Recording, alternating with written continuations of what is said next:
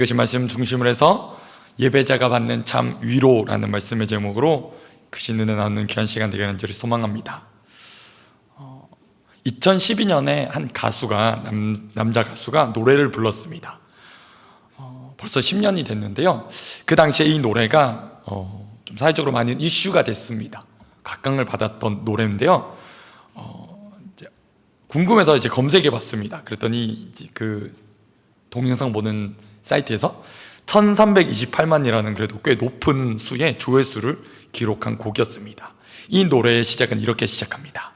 내가 만약 외로울 때 내가 위로해 줄게 라는 가수의 노래입니다. 위로라는 말을 검색해 봤더니 이런 뜻이 있었습니다. 따뜻한 말이나 행동으로 괴로움을 덜어주거나 슬픔을 달래주는 행위, 행동을 위로라고 합니다. 정말 그 가수가 노래를 부르는데 충격적이게도 그 노래를 듣는 청중이 막 울어요. 그래서 막 박수를 쳐요. 와, 되게 은혜 받은 것 같은 표정이었어요. 왜일까요? 그 노래 안에 담겨져 있는 가사의 의미가 위로를 전달해 주고자 했던 것이죠.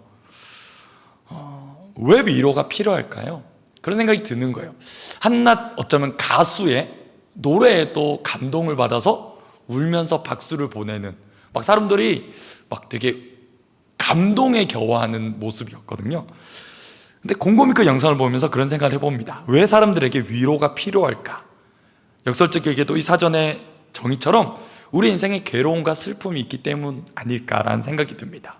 바로 우리 인생의 마음이 깨어져 있기 때문에, 우리 마음이 깨어져 있기 때문에, 우리의 눈에는 보이지 않지만 우리에게 마음이 있고, 그 마음이 사실 하나님 없는 인생엔 마음이 깨어져 있다는 거죠. 그래서 많은 이들이 어떤 것으로 대체해서 그것을 채우려고 합니다. 사실 예배 드리기 좀 전에 제가 이제 기사를 보다가 잠깐 이제 시간이 있어서 예배를 준비하면서 기사를 봤는데 이런 기사가 좀 전에 있었습니다. 인터넷 포털 기사에 한 그릇에 10만 원 그래도 줄 선다 라는 기사였습니다. 한 그릇에 10만 원 하는데 사람들이 줄을 선다는 거예요. 여러분, 어떤 음식일 것 같습니까? 2030 세대에게 인기 폭발, 어느 호텔 과일 빙수였습니다. 이해가 안 되는 거예요. 무슨 과일 빙수 하나에 사람들이 기사를 봤더니 30분 내지 1시간을 줄 서서 기다린대요. 마음이 느껴졌어요. 제가 이제 40이거든요 이 세대 차이를 느껴요. 왜 이걸 굳이 줄 서서 진짜 이해가 안 돼요. 물론 세대가 다르기 때문에 그것을 추구하겠지만 말씀을 준비하면서 그 마음이 드는 거예요. 마음이 깨어지니까 달래고 싶은 거예요. 어떤 세대가? 20대 30대 세대가 마음이 불안한 거죠. 마음이 두려운 거죠. 그러니까 어떻게 자신을 드러내려고 합니까? 나 이렇게 좋은 음식 먹는다, 나 이렇게 남들이 못 가는 곳에 가서 이런 귀한 음식 나는 먹고 이거 자랑한다라고 SNS에 올립니다. 그러니까 음식이 음식으로서 뿐만 아니라 뭘 얘기하는 겁니까? 나라는 정체성을 드러내는 도구가 되는 것이죠. 여러분, 비단 음식뿐만이겠습니까? 요즘 세대 돈, 물질이면 다다, 돈이 많으면 최고다라고 여기며 살고 있지 않습니까? 심지어 성, 하나님께서 주신 귀한 성임에도 불구하고 그것이 우리의 깨어진 마음을 스스로 위로하고자 끝간데 없는 탐욕으로 흐르고 있습니다. 여러분, 혹시 알고 계십니까? 어제 서울 도심에서 동성애 축제가 열렸습니다. 서울 도심에서 퀴어 축제가 열렸고, 반대편에서는 그 축제를 반대하는 집회가 열렸습니다. 왜 그런 일이 있을까요? 여러분, 하나님께서 주신 귀한 성, 생명을 낳는 성이라는 것을 가지고 끝간데 없는 탐욕으로 자신의 그 허기진 마음을 채우려고 한다는 것이죠. 뭐 음식이든 돈이든 성이든 권력이든, 혹은 사람들은 관계를 통해서도 그 허기진 마음을 채우려고 합니다. 문제는 뭐냐면 과연 그것으로 채워지냐라는 거예요. 여러분, 그렇지 않습니까? 그렇게 대단한 음식 먹고 조금 있어 소화되면 또 배고픕니다. 그렇게 대단하게 나에게 있을 것 같은 돈, 없을 때가 더 많습니다. 성은요, 관계는요. 그래서 말씀을 곰곰이 준비하면서 이 말씀 제목을 칠 때 정말 고민을 했습니다. 예배자가 받는, 예배자에게 주시는 참 위로, 진짜 위로가 뭘까라는 고민이 드는 거예요. 왜요? 너무나 가짜 위로가 많기 때문입니다. 거기서 사람들이 탐닉해서 쫓아가지만 채워지지 않는 거예요. 아무리 스스로 채우려고 하지만 채워지지 않는 겁니다. 그런데 채울 수 있는 열쇠가 있습니다. 그것을 우리 말씀을 통해 살펴봤으면 좋겠습니다. 24장로 중에, 천상에 있는 24장로 중에 한 명이 사도 요한에게 이렇게 질문합니다. 이 흰옷 입은 자들이 누구며 또 그들이 어디서 왔는가라고 묻습니다. 흰옷을 입은 자들, 여러분 14절에 보면 이렇게 말씀합니다. 내 주여 당신이 아시나이다. 그가 나에게 이르되, 자, 이는 큰 환난에서 나오는 자들인데 어린 양의 피에 그 옷을 씻어 희게 하였다라고 말합니다. 어떤 자들이라고 소개합니까? 예수 그리스도의 어린 양의 피로 씻겨진 사람들, 예수 그리스도의 피로 구원받은 모든 시대의 성도들을 말합니다. 과거에 있었고 지금도 있고 미래에 오게 될, 그러나 하나님의 은혜로 어린 양의 그 피로 씻겨 구원받은 하나님의 거룩한 교회 성도들을 말합니다. 네, 이들의 특징이 뭐냐? 여러분 보십시오. 큰 환난에서 나온 자들이래요. 큰 환난을 겪었다라는 겁니다. 그럼 그 받게 될 큰 환난이 어떤 겁니까? 여러분, 예수 그리스도를 믿기 때문에, 예수 그리스도를 따르기 때문에, 예수 그리스도의 그 말씀을 순종하기 때문에 겪게 되는 고난이 있다라는 겁니다. 그 고난을 지나온 자들입니다. 그들의 특징이 뭡니까? 바로 그 어린 양의 피가 그 옷을 씻어 희게 한 사람들이다라고 말합니다. 여러분, 여기서 옷은 우리가 보여지는 외형의 옷도 의미하겠지만 사실 더 깊은 의미를 생각해보면 우리의 정체성일 것입니다. 우리가 누구냐라는 거예요. 하나님을 예배하는 자들이 누구냐라는 것입니다. 여러분, 누가 구원받습니까? 레위기 17장 11절 말씀입니다. 육체의 생명은 피에 있음이라 내가 이 피를 너희에게 주어 제단에 뿌려 너희의 생명을 위하여 속죄하게 하였나니 생명이 피에 있으므로 피가 죄를 속하느니라. 구약의 그림을 통해 우리에게 보여줍니다. 무엇이라고요? 피를 흘림을 통해 죄가 용서함을 받는다고 모형적으로 보여주셨습니다. 그리고 특별히 스가랴서 3장 2절부터 4절에 한 사건, 특별히 보여진 천상의 사건이지만 스가랴 선지자를 통해 기록하신 말씀이 있습니다. 제가 한번 읽어드리겠습니다. 여호와께서 사탄에게 이르되, 사탄아, 여호와께서 너를 책망하노라. 예루살렘을 택한 여호와께서 너를 책망하노라. 이는 불에서 꺼낸 그슬린 나무가 아니냐 하실 때에 여호수아가 더러운 옷을 입고 천사 앞에 서 있는지라. 여호와께서 자기 앞에 선 자들에게 명령하사 그 더러운 옷을 벗기라 하시고 또 여호수아에게 이르되, 내가 내 죄악을 제거하여 버렸으니 내게 아름다운 옷을 입히리라 하시기로.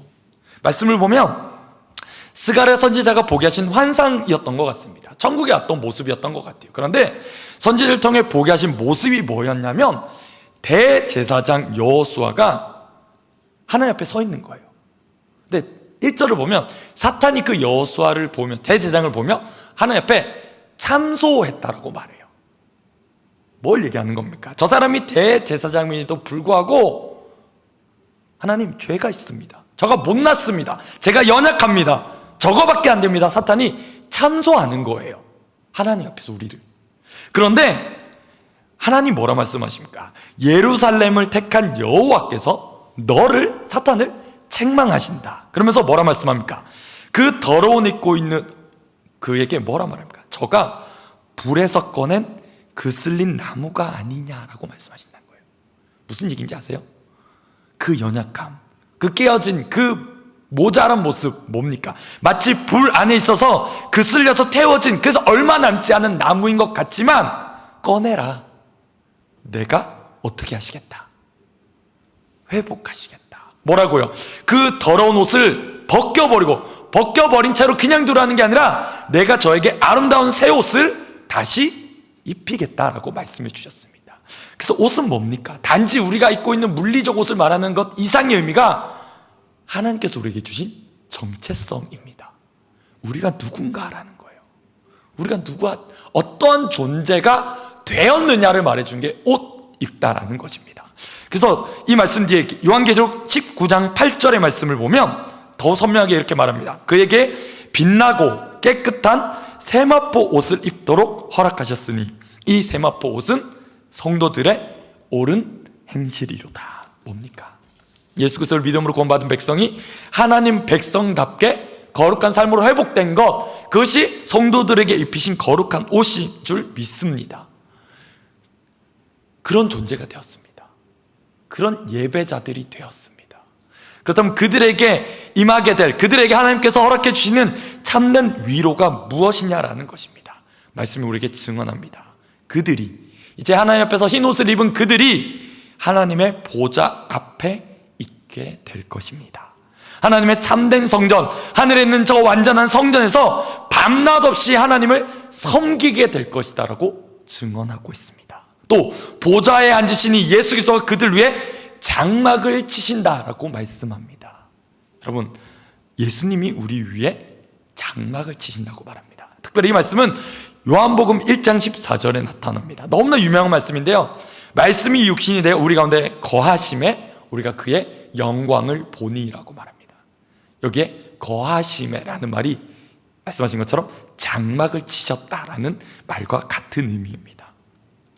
단지 거하셨다, 말씀이신 하나님이 우리 가운데 그냥 거하셨다라는 말, 더 깊은 의미가 뭐냐? 그분이 우리 인생에 장막이 되어주셨다라는 겁니다. 여러분, 제가 중국도 단기 선교를 가본 적이 있고요, 필리핀도 가본 적이 있고 인도도 가본 적이 있습니다. 선교사가 이제 비전이다 보니까 해외 단기 선교를 몇 번 갈 기회가 있었습니다. 근데 인도가 정말 더웠던 것 같아요. 정말 더웠습니다. 기억에 그때 당시에 또 여름에 40도가 넘었어요. 40도가 넘으면 정말 더운 거잖아요. 근데 너무 신기한 건 뭐냐면 인도에는 습도는 낮아요. 지내보니까 습도가 낮다는 말은 뭐냐면 우리나라처럼 이게 날씨가 끈적끈적하진 않아요.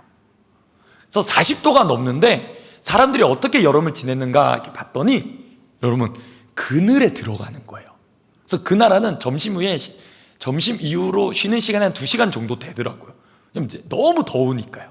근데 그 더위를 피하면, 그래서 해를 피하면 살 수 있습니다.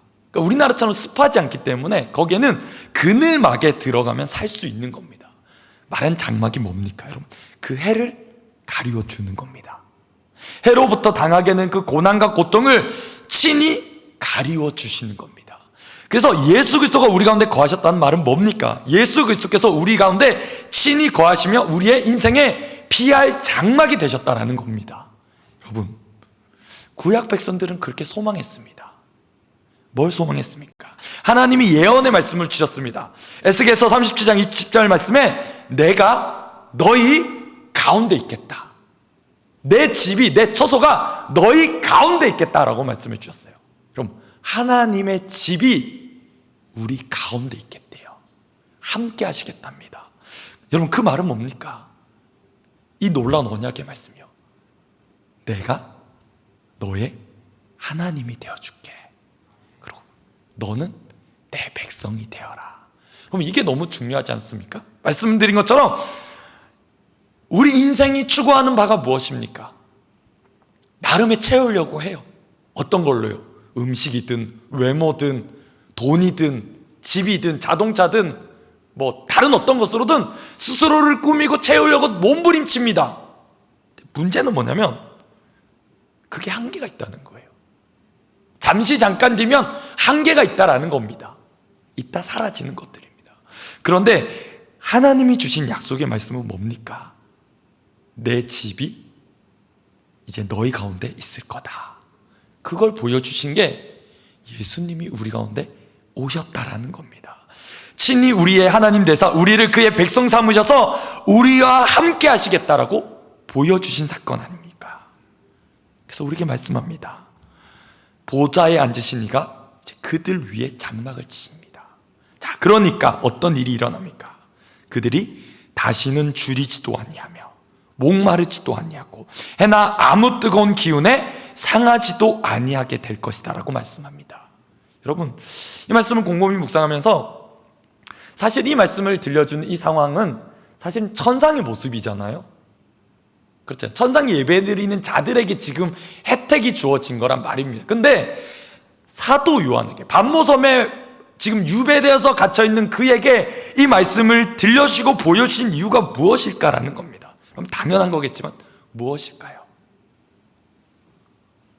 사실 이 말씀을 읽고 있는 저와 여러분, 이 세대, 이 땅 안에 거하고 있는 저와 여러분을 향한 하나님 주실 약속의 말씀이다라는 것입니다. 어쩜 저들은 지금 지극한 복 가운데 천국에 있잖아요. 이 땅의 그 어느 복보다도 비교할 수 없는 복을 이미 천국에서 누리고 있습니다. 근데 그들에게 그 말씀을 주셨던 이유가 뭘까요? 그 말씀을 통해 이제 계시의 말씀으로 사도 요한이 그 말씀을 듣습니다. 그 말씀을 기록하여 이 말씀을 읽고 있는 오고 올 모든 세대에게 이 말씀을 주신 이유가 무엇이겠습니까? 여러분, 이것을 확신하십시오라는 겁니다. 왜요? 큰 환난 가운데 우리는 지나야 하기 때문입니다. 그러나 그 큰 환난 가운데서도 우리가 이 말씀을 인하여 힘을 얻을 수 있는 이유가 뭡니까? 하나님이 공급해 주시겠다라고 약속해 주셨습니다. 하나님이 책임져 주시겠다라고 약속해 주셨습니다. 하나님이 보호해 주시겠다라고 친히 약속해 주셨습니다. 그렇기 때문에 우리는 이 환난을 지나도 이 말씀 때문에 힘을 얻는 그런 사람들인 줄 믿습니다. 그럼 말씀합니다. 보좌 가운데 계신 어린 양이 그들의 목자가 되사 그분께서 우리를 생명수 샘으로 인도하여 주시고 하나님께서 그들의 눈에서 모든 눈물을 씻어 주실 것이다 라고 말씀합니다. 이 말씀 곰곰이 묵상하면서 찬송가 한 귀절이 생각났습니다. 여러분, 혹시 찬송가 305장을 아십니까? 나 같은 죄인 살리신이라는 우리가 너무나 유명하게 잘 알고 있는 찬양입니다. 근데 그 찬양의 가사가 4절 가사를 보면 사실은 영어 가사의 그 길이만큼을 다 실지는 못했다고 합니다. 영어 가사를 봤습니다. 한글 가사는요, 여러분 혹시 보실 수 있으면 찬송가 305장은 이렇게 되어 있습니다. 거기서 우리 영원히 주님의 은혜로 해처럼 밝게 살면서 주 찬양하리라. 여러분 그렇게 되어 있으신가요? 네, 한글 찬양은 그렇게 되어 있습니다. 그런데 이 찬양이 사실은 원래 영어 가사의 길이의 절반만 싣고 있는 거였어요. 그래서 무슨 뜻인가 제가 검색해봐서 원뜻으로 이렇게 번역된 걸 찾아와 봤습니다. 띄워주시면 이렇게 되어 있습니다. 우리가 거기 어디요? 천국에서 만약에 우리가 산다면 여기서 만년의 의미는 상징적인 겁니다. 여러분 오해하지 않으셨으면 좋겠어요. 시적인 표현인 거예요. 신이 그렇게 고백한 거죠. 우리가 천국에서 만년을 산다고 하자. 거기서 우리가 마치 태양처럼 빛나는 그곳에서 만년을 산다고 하자. 근데 우리가 거기서 뭘 찬양하냐? 우리가 하나님을 찬양하자. 하나님의 그 선하심을 찬양하며 적지 않은 날을 우리는 노래할 것입니다. 근데 이 마지막 구절 뭐라고 고백하냐면 이렇게 고백해요. 우리가 마치 하나님을 처음 찬양하며 처음 예배했던 그 마음 그대로 더 뜨겁게 예배하자라고 말하고 있는 겁니다. 여러분, 천국에서 우리는 영생복락을 누리게 될 줄 믿습니다. 그런데 그 영생복락을 지내면서 여러분 지겹고 따분한 예배를 드리는 게 아니라는 겁니다. 어떤 예배를 드리게 될 것 그렇게 신이 노래하고 있습니까? 마치 우리가 주님 처음 전혀 예전에 내가 어떤 찬양 드리지 다 까먹고 마치 처음 그 설레고 떨리고 뜨거운 그 마음으로 다시 예배하고 또 다시 예배하고 또 다시 예배할 날을 소망한다라는 것입니다. 여러분, 이것이 우리가 받게 될 참된 위로인 줄 믿습니다. 여러분, 예배가 따분하십니까? 예배가 많이 힘드세요? 설교자의 더 노력과 수고로움도 있었겠죠. 그런데 정말 공교롭게도 오늘 이제 오전에 담임 목사님 말씀드리면서 사실은 말씀 후에 찬양을 뭐 해야 될지 정말 고민을 했거든요. 잘 안 떠올랐습니다. 근데 담임 목사님의 그 찬양을 들으면서 저거 정말 해야 되겠다, 저거. 되게 조심스러웠잖아요. 같은 곡이니까. 찬양 인도자 집사님께 얘기를 드렸어요. 사실 곡을 못 정해서 드려야 되는데 전달 드려야 되는데 못 드리겠는 거예요. 사실 담임 목사님 이 곡 하셨는데 하고 싶어요. 근데 뭘 하신지 아세요? 원래 오늘 찬양 예배 때 이 곡 하고 싶으셨었대요. 그래서 제가 그런 생각이 든 거예요. 하나님이 정말 아침부터 오후까지 이 찬양을 정말 듣고 싶어 하시는구나, 해야겠다 라는 마음이 들었습니다. 그런데 찬양의 가사가 뭡니까? 우리가 주님과 동행하는 것. 여러분, 그게 우리 안에 정말 참 위로가 되시길 간절히 축복합니다. 여러분, 다른 어떤 위로가 있을까요? 사실은 제가 올해 첫 이제 교구 사역을 시작했습니다. 처음 이제 교구 사역을 하는데요, 많은 분들 할 수 있으면 이제 신방을 하고 있습니다. 근데 신방을 하면서도 한편으론 그런 마음이 드는 겁니다. 이분들이 나를 만나는 게 진짜 어떤 도움이 될까? 정말 그런 거예요. 어떤 영적인 유익이 있을까라는 스스로에 대한 반문이었습니다. 물론 은혜롭다 하시고 좋다라고 하시겠지만 목회자는 저에게 스스로에게 되게 자문자답해보게 됐었습니다. 왜냐하면 어쩌면 사람이 가진 한계, 인간 목회자가 가진 한계, 제가 이분의 기도 제목을 듣고 함께 기도하겠습니다, 하나님 도우심을 우리를 구하며 함께 기도합시다 라고 권하고 권면할 때 어쩌면 사람이 가진 한계는 있지 않습니까, 여러분? 때로는 제 말로 실수할 수도 있고, 혹은 저는 모르지만 그 말이 상처가 될 수도 있고, 사실 모르겠는 거예요. 그래서 그런 기도를 드려요. 어떤 기도냐면 이런 거예요. 하나님, 저희는 여기 이 가정에 신방하고 갑니다. 그러나 하나님이 신방해 주십시오. 하나님이 함께 해 주십시오. 이분이 다른 어떤 것보다 예배가 회복되었으면 좋겠습니다. 그 하나님의 임재를 경험하시고 살아나게 되면 하나님 어떤 사람의 말과 어떤 사람의 위로보다도 하나님이 친히 위로해 주시고 말씀을 세우시면 강력하게 세워질 줄 믿습니다. 하나님 이 가정에 꼭 함께 해 주십시오. 그렇게 기도가 바뀌어지는 것 같습니다. 여러분, 우리가 이 말씀 기억하면서 이 하나님의 위로를 소망하셨으면 좋겠습니다. 예배자가 받게 될 진짜 위로가 여러분 무엇입니까? 여러분 무엇을 소망하십니까? 정말 내가 예배에 집중해서 하나님의 임재 가운데 잘 드리면 여러분 그 결과 뭘 얻기를 원하십니까? 그럴 때 우리가 하나님의 임재 가운데 우리를 통해 하나님의 동행해 주심을 더 강력하게 확신하시길 간절히 축복합니다. 어쩌면 우리가 이 예배당을 나갈 때 일주일간 우리의 삶을 또 살아가게 될 것입니다. 그때 또 우리가 예상치 못한 큰 환난을 당할지도 모릅니다. 성경 그것이 정말 크다라고 말합니다. 여러분 그 환난을 이길 수 있는 비결이 있다면 우리의 어떤 것이 아니라 하나님의 함께해 주심으로 우리가 이기게 될 줄 믿습니다. 마지막으로 이 말씀 함께 우리 읽고 찬양했으면 좋겠는데요, 고린도전서 13장 12절의 말씀입니다. 우리 함께 이 말씀 한번 같이 읽어보시겠습니다. 시작. 우리가 지금은 거울로 보는 것 같이 희미하나 그때는 얼굴과 얼굴을 대하여 볼 것이요 지금은 우리가 부분적으로 아나 그때는 주께서 나를 아신 것 같이 내가 온전히 알리라. 그럼 그날을 소망하십니까? 지금 우리가 주님 알고 있습니다. 예배를 통해 크신 은혜로 주님을 알아가고 있습니다. 근데 그날은 우리가 주님과 대면하여 보게 될 것입니다. 주님과 얼굴과 얼굴을 대하여 알 때에 지금과는 비교할 수 없을 정도로 그 예배의 깊은 임재 가운데 우리 주님을 알며 영광 돌려드리게 될 것입니다. 이것이 저와 여러분의 정말 위로가 되었으면 좋겠습니다. 정말 예배를 통해 하나님의 강력한 임재 가운데 정말 우리의 인생이 강력하게 세워지는 저와 여러분 되시기를 간절히 축복합니다.